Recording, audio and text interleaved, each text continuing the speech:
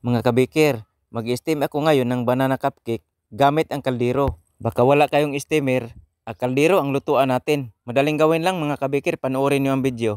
Ito ang ating mga ingredients. 2 pirasong saging, durugin lang natin.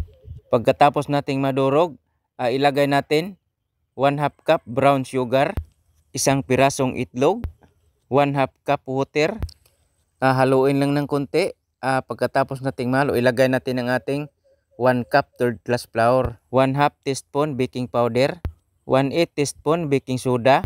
Haluin ng maigi hanggat wala nang mamumuong harina mga kabikir.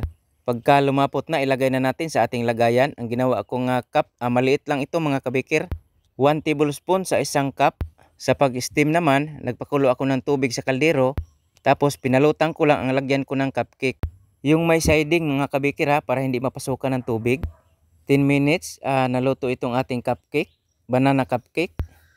Ito na mga kabikir, luto na. Napakadaling gawin lang kahit wala tayong steamer. Para-paraan lang pwede natin lutuin sa kaldero. Ganyan lang ang gagawin natin hanggang sa maubos natin sa pagluto ang ating banana cupcake. Ganun lang mga kabikir. Kapag nagluto tayo ng mga ganito, i-steam, kailangan talaga natin ng steamer.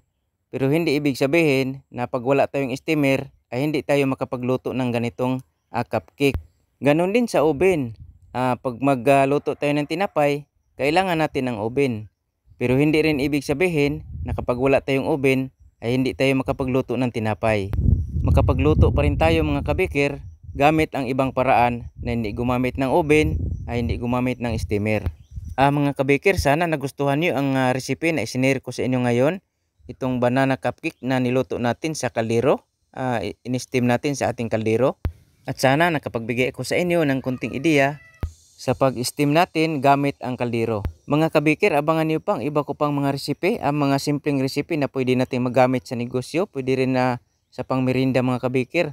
Mga recipe na pwede nating lutuin sa oven, sa kawali, sa steamer at sa kaldero. Mga kabikir, maraming salamat sa lagi niyong panonood sa aking mga video, mga followers, mga viewers. God bless sa ating lahat.